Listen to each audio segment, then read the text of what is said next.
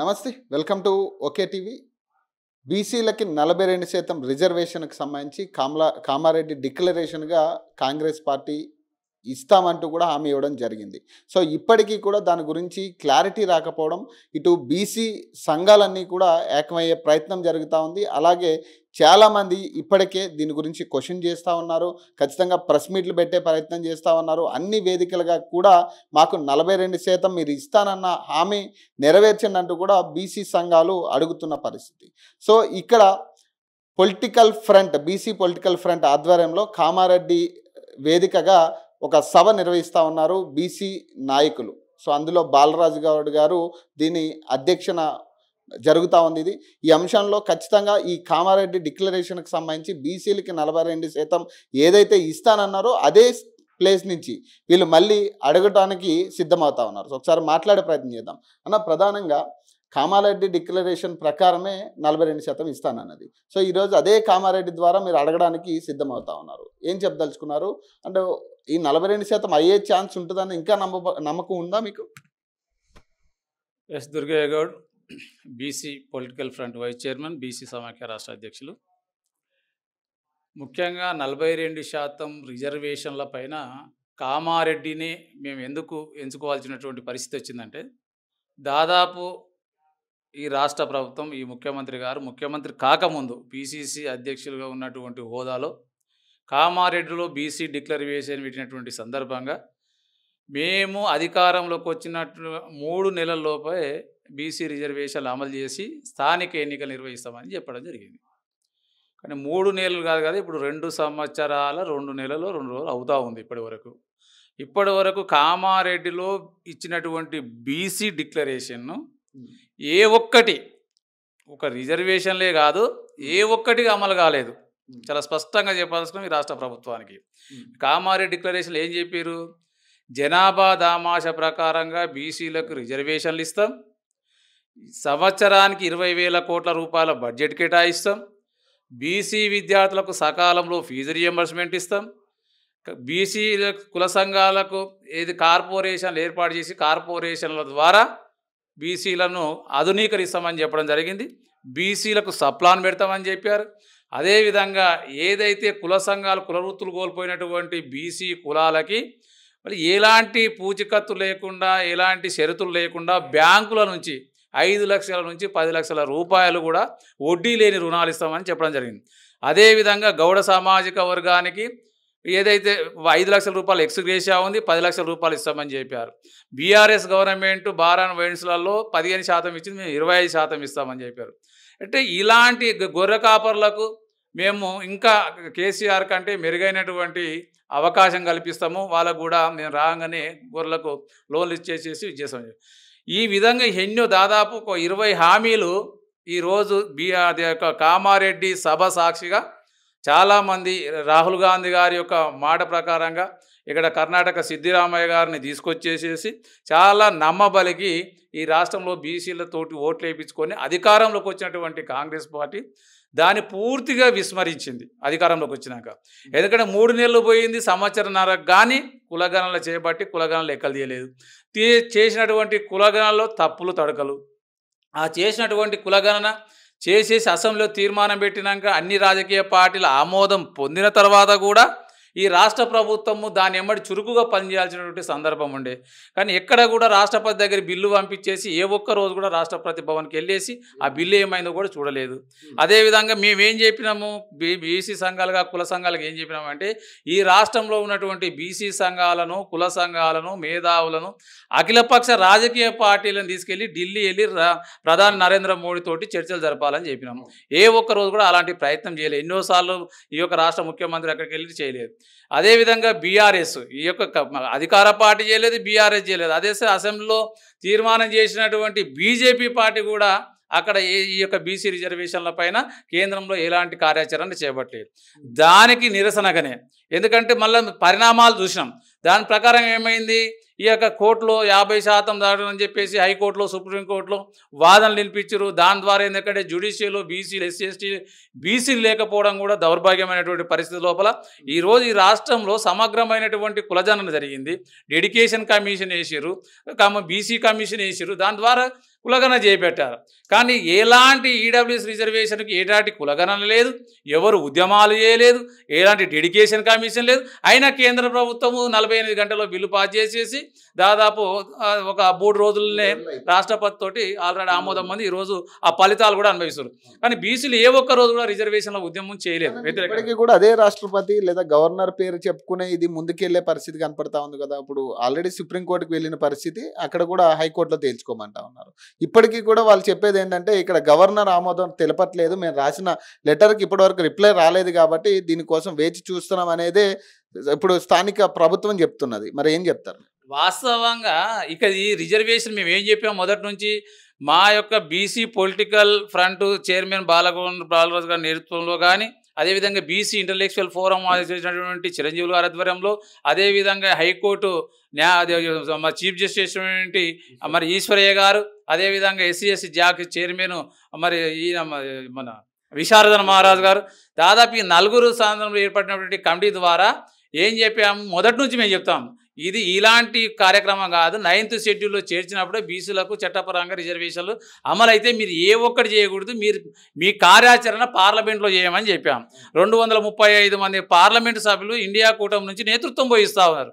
వాళ్ళతోటి పార్లమెంట్లో ఈ అంశాన్ని లేవనెత్తామని చెప్పాం.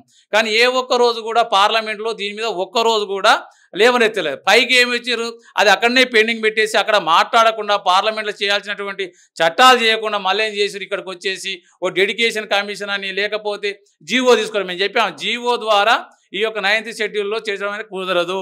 ఈ జీవోలు అనేది దాదాపు 30 సంవత్సరాల నుంచి కొట్టుబడిపోతూ ఉన్నాయి. ఆ జీవోలు వద్దు అని మేము స్పష్టంగా చెప్పినప్పుడు కూడా తీసుకొస్తే ఆ జీవో ఏమైంది, హైకోర్టులో పోయింది, సుప్రీంకోర్టులో పోయింది. మేము అందుకని ఏం చెప్తున్నామంటే ఈ రాజకీయ పార్టీలకు బీసీల పట్ల చిత్తశుద్ధి లేదు. ఎక్కడ కూడా బీసీలకు రిజర్వేషన్లు ఇవ్వాలనేటువంటి చిత్తశుద్ధి ఈరోజు కాంగ్రెస్ పార్టీ కానీ, బీజేపీ పార్టీ కానీ, బీఆర్ఎస్ పార్టీ కానీ ఏ రాజకీయ పార్టీకి కూడా లేదు. అందుకని మేము ఈ యొక్క సభ ఈ కామారెడ్డిలో ఎక్కడైతే వీళ్ళు డిక్లరేషన్ చేశారో ఆ కామారెడ్డి నుంచి మొదలు పెట్టుకొని ఇక్కడైతే కొడంగల్ దాకా ఈ సభలు నిర్వహించాలనేటువంటి తీర్మానము ఈ 42% సాధన సమితి అనేది పెట్టేసి ఆ సాధన సమితిలో భాగంగా కామారెడ్డిలో 15వ తారీఖు నాడు సభ నిర్వహించబోతాం. ఆ సభకు సన్నాహకాలే ఈరోజు చేపడుతున్నటువంటి కార్యక్రమం. ఇప్పుడు 9th షెడ్యూల్లో పెట్టాల్సింది బీజేపీ పార్టీ, మరి అక్కడ కొట్లాడకుండా ఇక్కడ ఎందుకు అనే పాయింట్ కూడా రైజ్ అవుతా ఉంది. మేము అదే చెప్తాం కదా, 9th షెడ్యూల్ రేపు December 1st వీక్లో పార్లమెంట్ సమావేశాలు మొదలు కాబోతా ఉన్నాయి. మేము ఏం చెప్తాము రాష్ట్ర ముఖ్యమంత్రికి, స్థానిక ఎన్నికలు వెంటనే వాయిదా వేసుకోండి.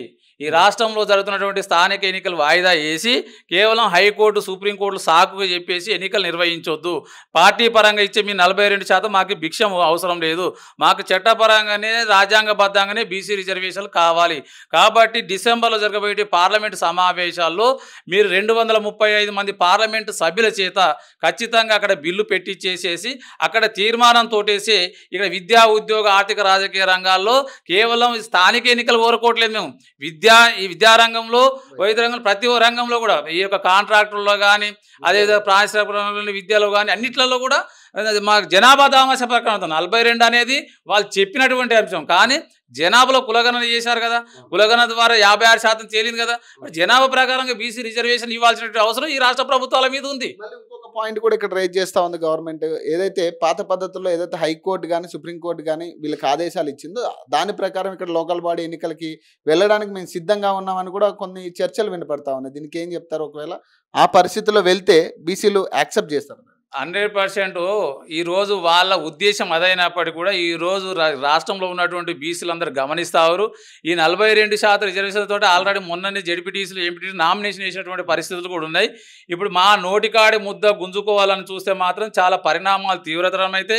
అందుకని రాష్ట్ర ప్రభుత్వానికి చాలా స్పష్టంగా చెప్తా ఉన్నాం, మీరు ఎక్కడ కూడా పాత పద్ధతులు అని అనుకుంటే మళ్ళీ మా జనాభా అందరూ చీపురు కట్టలు పట్టుకొని మీ ఎంబడి పడటానికి సిద్ధంగా ఉన్నారు. కాబట్టి పాత పద్ధతి పెట్టడానికి నువ్వు కావాలనా లేదా? మరి మాకు హామీ ఇచ్చి అధికారంలోకి వచ్చారు కాబట్టి మీరు స్పష్టమైనటువంటి అవగాహనతోటి ఈరోజు 42% రిజర్వేషన్లు చట్టపరంగా ఇస్తున్నారు. కాబట్టి మీరు ముందు చేయాల్సిన పని చేయండి. చేయకపోతే అప్పుడు ముద్దాయి అప్పుడు బీజేపీ లేకపోతే బీఆర్ఎస్ఆ, కమ్యూనిస్టులా ఎవరైనా తెలిసిపోతుంది కదా. మీరు యుద్ధమే చేయలేదు. అక్కడ ఏం చెప్పిండు రేవంత్ రెడ్డి, కేంద్రం మెడలు వంచుతా, కూకటి వేలతోటి పెగిలిస్తా గోడలు గులుస్తానని ఒక ఇటుక రాయి కూడా పీకలేకపోయారు మీరు ఆడ. ఏం చేసిరని చెప్పి ఏం పోరాటం చేసిరు? అసలు చేయాల్సిన చోట మీరు పోరాటమే చేయలేదు. మీ పోరాటం చేస్తే మీ పోరాటంలో మేము కూడా భాగస్వాములం అవుతాము. మీరు చేయండి, ఢిల్లీ వేదికగా మీరు పోరాటం చేయండి. పోరాటంలో మేము బీసీలందరూ కూడా భాగస్వాములం అవుతాం. అక్కడ కేంద్ర ప్రభుత్వం నిలదీయండి. ఏ విధంగా అయితే మీ రాహుల్ గాంధీ గారు ఆపరేషన్ సింధూర్ మీద ఏదో బీహార్ ఎన్నికల మీద ఏ విధంగా పోరాటం చేసిరో బీసీ రిజర్వేషన్ల మీద కూడా రేపు పార్లమెంట్లో పోరాటం చేయండి. చేసినప్పుడు వాళ్ళు బీజేపీ వాళ్ళు అప్పుడు దిగి రాకపోతే బీజేపీ వాళ్ళ తడాకి వాళ్ళు ఈ రాష్ట్రంలో ఎట్లా తిరుగుతారో వాళ్ళ కేంద్ర మంత్రులు కానీ వాళ్ళ ఎంపీలు కానీ వాళ్ళ శాసనసభ్యులు కానీ ఏ విధంగా తిరుగుతారో మేము చూసుకుంటాం. మీరు అలాంటి ప్రయత్నం చేయకుండా కేవలం మేము పార్టీ పరంగా 42% ఇస్తాం లేకపోతే ఈ జీవోలు ఇచ్చేసామంటే అది దానికి ఒప్పుకునే పరిస్థితి లేదు. ఖచ్చితంగా ఈ 42% రిజర్వేషన్ల పైన ఖచ్చితంగా మేము రేపు నిలదీయబోతా ఉన్నాం. కామారెడ్డికి ఈ యొక్క పిలుపునియబోతా ఉన్నాం. ఈరోజు ఖచ్చితంగా ఈ రాష్ట్రంలో ఉన్నటువంటి విద్యార్థులు, నిరుద్యోగులు, అదేవిధంగా మేధావులు, కవులు, కళాకారులు, కుల సంఘాలు, బీసీ సంఘాలు మొత్తం కూడా ప్రతి ఒక్కరు సమావేశానికి హాజరై ఈ కామారెడ్డి యొక్క సభ ద్వారా ఈ రాష్ట్ర ప్రభుత్వానికి కళ్ళు తెరిపించేటువంటి కార్యాచరణలో తీసుకుపోతా ఉన్నాం. దానికి మా కూటమి అనేది చాలా స్పష్టంగా పనిచేస్తూ ఉంది. ఈ కూటమి మీద రాష్ట్రంలో ఉన్నటువంటి ప్రజలందరికీ కూడా ఒక మంచి సందేశం పోతా ఉంది. ఖచ్చితంగా వీళ్ళ ద్వారా రిజర్వేషన్లు అమలవుతాయనేటువంటి వాళ్ళ ఒక నిర్ణయంతో ఈరోజు రాష్ట్రంలో ఉన్నటువంటి అన్ని సంఘాల వాళ్ళు కూడా వెయిట్ చేస్తూ ఉన్నారు. కాబట్టి ఖచ్చితంగా ఈ రిజర్వేషన్ల ఉద్యమం ఇక్కడ తెలంగాణలో కాదు జాతీయ స్థాయిలో కూడా ఈ ఉద్యమాన్ని తీసుకెళ్లి తీవ్రతరం చేయడానికి మా కూటమి అనేది పనిచేస్తూ ఉందని చెప్పి సందర్భంగా విజ్ఞప్తి చేస్తా ఉంది. సో ప్రస్తుతం నాతో పాటు BC political front president Damodar Goud గారు ఉన్నారు. మాట్లాడే ప్రయత్నం చేద్దాం. ప్రస్తుతం బీసీలకు సంబంధించిన 42% రిజర్వేషన్ల మీద కామారెడ్డి వేదికగా వీళ్ళు సభ పెట్టడానికి సిద్ధమవుతా ఉన్నారు. సో ఈ క్రమంలో 42% అమలయ్యే ఛాన్సెస్ ఉంటాయా లేవా మాట్లాడే ప్రయత్నం చేద్దాం. అన్న, ప్రధానంగా ఈ అంశం మీద మనం 3 సార్లు మనం మాట్లాడుకున్నాం. కానీ ఇప్పటికీ కూడా ప్రభుత్వం నుంచి ఎటువంటి దీని మీద ముందస్తు అడుగుపడినట్టుగా కానీ ఎక్కడ కూడా కనిపించట్లే. అటు గవర్నర్ మీద ఒత్తిడి చేసినట్టు లేదు, రాష్ట్రపతి దగ్గర కూడా పెద్దగా ఒత్తిడి చేసినట్టుగా లేదు. మరి ఏం చెప్తారు? మరి మీ కామారెడ్డి సభకు సంబంధించి ఇప్పటికైనా స్పందిస్తుందా గవర్నమెంట్? ముఖ్యంగా ఇదే కదా, ఈ యొక్క 42% డిక్లరేషన్ ఏదైతే కానందుకు అది సరే స్టేట్ గవర్నమెంట్ ఏదైనా ఉండని ఆ బిల్లు పెట్టి సెంట్రల్కి పంపించారు. అది రూల్స్ ప్రకారంగా కాదని చెప్పేసి అని కోర్టులు వేసారు. ఆ కోర్టు ఏం చెప్పిందంటే 9th షెడ్యూల్ బిల్లు పెడితేనే అది వాస్తవానికి నడుస్తుంది, లేకపోతే కాదని చెప్పారు. ఇప్పుడు దాని గురించి ఏంటంటే ఈరోజు మొన్న 24 తారీఖు నాడు లాస్ట్ మంత్ ఈ యొక్క మంచి వాదన ఎవరెవరు మేధావులు దీనికి బీసీ సంఘాలు ఎన్ని ఉన్నప్పటికీ ఇది న్యాయం జరగలేదని చెప్పేసి అని మరి జస్టిస్ ఈశ్వరయ్య గారు, చిరంజీవులు గారు ఐఏఎస్ రిటైర్డ్, తర్వాత విషాదన్ మహారాజ్ గారు, అదేవిధంగా మా బీసీ సంఘాలకు బాలరాజు గౌడ్ గారు ఎన్నో దాంట్లో ఇది ఉన్నారు. కాబట్టి వీళ్ళు నలుగురు కలిసి ఒక సాధన సమితి అనేది 42% రిజర్వేషన్ సాధన సమితి అనేది ఒక ఏర్పాటు చేసిరు. ఇది మాది బీసీ పొలిటికల్ ఫ్రంట్ చైర్మన్ గారు బాలరాజు గారు. దాంట్లో మాకు కూడా ఒక పదవి తీసుకున్నాం, ఒక సేవాభావంతో ముందుకెళ్తున్నాం. ఈరోజు ఏంటంటే ముఖ్యంగా బీసీలకు అన్యాయం జరుగుతుంది. ఈ యొక్క రిజర్వేషన్ పాస్ చేస్తామని మోసం చేసిందని గవర్నమెంట్ ఏదైతే డిక్లరేషన్లో కామారెడ్డి డిక్లరేషన్ డిక్లేర్ చేసింది ఇప్పటి వరకు జరగలేదు. కాబట్టి దీని ప్రయత్నం చేయట్లేదని చెప్పి మొన్న పెద్ద ఎత్తున ధర్నా పెట్టారు. అది సక్సెస్ అయింది. బీసీ సంఘాలు ఎన్ని ఉన్నాయి, చాలామంది 90% బీసీలు ఉన్న వాళ్ళు అందరూ ముందుకు వస్తున్నారు. ఆ సభను ఇది చేసిరు. మళ్ళీ అదే పాత పద్ధతిలో వెళ్ళడానికి కూడా సిద్ధమవుతా ఉంది కదా గవర్నమెంట్. ఇప్పుడు గవర్నమెంట్ కూడా అది చెప్తా ఉంది. దాని మీద మేము ఒక సమీక్ష పెట్టి ఏదైతే హైకోర్టు కానీ సుప్రీంకోర్టు కానీ తీర్పు ఇచ్చిందో మీరు పాత పద్ధతుల్లో ఎలక్షన్స్కి వెళ్ళొచ్చు అనేది, సో దాని మీద కూడా మేము యాక్సెప్ట్ చేస్తున్నామని గవర్నమెంట్ అంటా ఉంది. మరి దీనికి ఏం చెప్తారు? ఒకవేళ పాత పద్ధతిలో వెళ్ళే పరిస్థితి అది పాత పద్ధతులు ఎట్లయితుంది? కోర్టులో పెండింగ్ పెట్టింది. వీళ్ళ నిర్ణయం ఎక్కడ ఉంటుంది? 42% రిజర్వేషన్ అయినాకనే ఎలక్షన్లు అనేది చెప్పింది.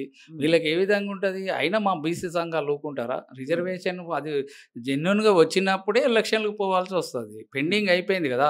ఒకటి ఉద్దేశం ఏంటంటే ఇక్కడ ఉన్న ప్రభుత్వం ఏదైతే ఉందో అక్కడ సెంట్రల్ గవర్నమెంట్ మన ప్రధానమంత్రి గారి దగ్గర తీసుకెళ్ళి బిల్లు పెట్టట్లేదు రేవంత్ రెడ్డి గారు, ఏదో టైంపాస్ చేస్తున్నారనే ఉద్దేశంతోనే కదా ఈ సభలు ఏర్పాటు చేయడం. ఇప్పుడు ఏంటంటే 15th రోజు ఆక్రోశ సభ అని చెప్పి ఏర్పాటు చేసిండ్రు అందరు కలిసి. రేపు 15th రోజు వెళ్ళాలి. ఈరోజు మా పొలిటికల్ ఫ్రంట్ ఈ యొక్క సమావేశం ఏర్పాటు చేయడానికి కార్యాచరణ ఏ విధంగా వెళ్ళాలి, మనకు ఒకటి ఆక్రోశ సభ ఒక్కటి కాదు, అక్కడ నుండి తెలంగాణ బిడ్డ ఏదైతే డిక్లేర్ చేసిండో కామారెడ్డిలో అక్కడే ఉంది కాబట్టి మన ఉద్యమం కూడా అక్కడ నుండి స్టార్ట్ చేయాల ఉద్దేశంతో పెద్ద ఎత్తున వేల మందితోనే వెళ్తున్నారు. అక్కడ కాకపోతే ఈ 42% రిజర్వేషన్ అయ్యేంత వరకు కూడా ఢిల్లీ వరకు పోరాటాలు ఉంటాయి, పెద్ద ఎత్తున ఉంటాయి. ముఖ్యమంత్రి కూడా ఇంకా రాష్ట్రపతి దగ్గర పెండింగ్ లో ఉంది, లేదంటే గవర్నర్ దగ్గర పెండింగ్ లో ఉంది లెటర్ అని అయ్యే మాటలు మళ్ళీ కప్పిపుచ్చే మాటలుగానే చెప్తా ఉన్నారు కదా. మరి దీనికి ఏం చెప్తారు? ఇప్పటి వరకు పెండింగ్ లో ఉండడం, ఇప్పుడు మొన్న అజారుద్దీన్కి టికెట్ ఇవ్వడం జరిగింది, దానికి అదే గవర్నర్ ఆమోదం తెలిపారు, వెంటనే లెటర్ కి రిప్లై ఇవ్వడం జరిగింది, ఆయనే టైం ఇచ్చి మరి సభ పెట్టుకున్న పరిస్థితి, ప్రమాణ స్వీకార సభ కూడా గవర్నర్ సమక్షంలోనే పెట్టారు. మరి బీసీలకు సంబంధించిన విషయం వచ్చేసరికి ఎందుకు గవర్నర్ కూడా రెస్పాండ్ అవ్వట్లేదు అనేది ఒక పాయింట్ ఉంది, దానికి ఏం చెప్తారు? ఇప్పుడు ఏంటంటే ఇక్కడ ఉన్న అదే ప్రయత్నాలు చేయట్లేదని కదా, వీళ్ళ బాధ్యత ఏంది? ఒక సీఎం గారు గవర్నర్ కానీ వీళ్ళకి కానీ ఇది అన్ని విధాలా తీసుకుపోయే బాధ్యత తెలంగాణ రాష్ట్ర తరపున ఒక సీఎం గారు రేవంత్ రెడ్డి గారికి ఉంది. ఇప్పుడు అది చేయట్లేదని కదా ఈ బాధలు, ఒత్తిడి చేయట్లేదని. ఇప్పుడు మేమేమంటున్నాం, నీ ముందు ఉంటే మేము ఎన్నుకుంటాం అనేది మా వాదన. మీరుండే సీఎం గారు, మీకు పట్టాభిషేకం కట్టినాం అందరం కలిసి, దీని మీద మాకు ఇచ్చే బాధ్యత మీది ఉంది కాబట్టి సెంట్రల్ వరకు పోరాటం చేసే బాధ్యత మీకుంటుంది. ఇప్పుడు అజరుద్దీన్ గారికి ఇచ్చిర్రు, వాళ్ళకి ఇచ్చిర్రు అనేది కామన్. ఈరోజు మరి మీ కాంగ్రెస్ ప్రభుత్వం ఈ యొక్క ఉప ఎన్నికల్లో బీసీ మా అభ్యర్థికి నవీన్ యాదవ్కి ఇచ్చారు కదా, మా తరపున మా బీసీ బిడ్డకి ఇచ్చిర్రని కదా. ఇలా అన్ని అగ్రవర్గ మేము కూడా అదే చేసినాం. ఇప్పుడు బీసీ సంఘాలు అందరు కలిసి, ఇప్పుడు బీసీ సంఘాల రిజర్వేషన్ గురించి పోరాటం చేస్తున్నప్పుడు అది ఒక కాంగ్రెస్ ప్రభుత్వం, ఏ పార్టీలతోనో మాకు సంబంధం లేదు, ఇవాళ బీసీ బిడ్డకి ఇచ్చారు కాంగ్రెస్ రాజకీయ పార్టీ. అది ఇచ్చినందుకు వాళ్ళని గెలిపించుకునే బాధ్యతగా మరి ఈ మధ్య అన్ని సర్వేల మీద కానీ మా ప్రచారం కూడా బీసీ బిడ్డకి ఎంకరేజ్ చేసినాం. కంపల్సరీ కూడా ఈరోజు బీసీ బిడ్డ గెలుస్తాడు, గెలిస్తే అక్కడ ఎక్కడే పోతే కాంగ్రెస్ ప్రభుత్వం వాళ్ళకే కదా ఒక సీటు గెలుస్తే. మేము ఇప్పుడు కూడా సపోర్ట్ చేస్తున్నాం రాజకీయ నాయకులకు అందరూ కూడా. ఈ యొక్క తెలంగాణ స్టేట్లో కాంగ్రెస్ ప్రభుత్వం ఉంది కాబట్టి మా బీసీల రిజర్వేషన్ వాళ్ళను ముందు తీసుకుపోయి అధికారం వీళ్ళకు ఉంది కాబట్టి తప్పనిసరిగా ఈ యొక్క బిల్లును ముందుకు తీసుకెళ్ళి తొందరలో ఇప్పుడు శీతాకాల ఇంకా నమ్ముతున్నారా? శీతాకాల సమావేశాలు ఉన్నాయి, కనీసం ఇప్పటివరకు ఎక్కడా కూడా పార్లమెంట్లో బిల్లును పెట్టిన పరిస్థితి లేదు. దీని గురించి ఇక్కడ ప్రతిపక్ష నాయకుడు కానీ అక్కడ ప్రతిపక్ష నాయకుడు కూడా మాట్లాడిన పరిస్థితి లేదు. మరి ఇప్పుడైనా పార్లమెంట్లో డిస్కషన్ వస్తుందా? ఒకవేళ రాకపోతే మరి మీ తరపు నుంచి ఏం స్టెప్ తీసుకోబోతారు? ఇప్పుడు మా తరపున ఇప్పుడు తీసుకెళ్ళాలి. ఇప్పుడు సెంట్రల్ గవర్నమెంట్ శీతాకాలంలో సమావేశంలో పార్లమెంట్లో బిల్లు పెట్టి పాస్ చేయాలనే ఈ ఒత్తిడి చేస్తున్నాం. రేపు ఎవరు చేయకపోతే వచ్చేంత వరకు అయితే ఆగదు ఈ పోరాటం. తెలంగాణ ఉద్యమం ఆ రోజుల్లో తెలంగాణ రాష్ట్రం గురించి మా వంతు కూడా సేవలు చేసినాం, అందరం కూడా ఎట్లా ముందుకెళ్ళినాం. ఈరోజు ఈ బిల్లు గురించి కూడా పెద్ద ఎత్తున అదేవిధంగా ఎవరికి రాజకీయ నాయకులకు కాకుండా మా ఫ్రంట్ తరపున మా ఈ యొక్క సాధన కమిటీ ఏదైతే ఉందో 24% రిజర్వేషన్ సాధన కమిటీ ఉంది, పెద్దలు ఉన్నారు, వాళ్ళ ఉద్యమం కంపల్సరీ వాళ్ళు నిర్వహిస్తారు. ముందుకు పోతాం, వచ్చేంత వరకు నిద్రపోయేది లేదు. రాష్ట్రంలో వీళ్ళని నిద్రపోయే ఇదిగా దిశగా ఉండదు. అది గుర్తించుకొని తొందర శీతాకాలం సమావేశంలో బిల్లు పెట్టి మా రిజర్వేషన్ సక్సెస్ చేయాలని కోరుకుంటున్నాం. సో ఇది పరిస్థితి. ఏదైనా 42% సంబంధించి ఇప్పటి వరకు కూడా ప్రభుత్వం నుంచి ఎటువంటి హామీ కానీ కనీసం దీని మీద అప్డేట్ కూడా రాని పక్షాన గవర్నర్ దగ్గర ఇంకా పెండింగ్లో ఉంది, లేదా రాష్ట్రపతి దీని మీద రెస్పాండ్ అవ్వట్లేదు అనే కప్పిపుచ్చే కబుర్లు చెప్తా ఉంది కాబట్టి సో ఈ రోజు అదే కామారెడ్డి వేదికగా ఇప్పుడు వీళ్ళు సభకు పెట్టే పరిస్థితి కనపడతా ఉంది.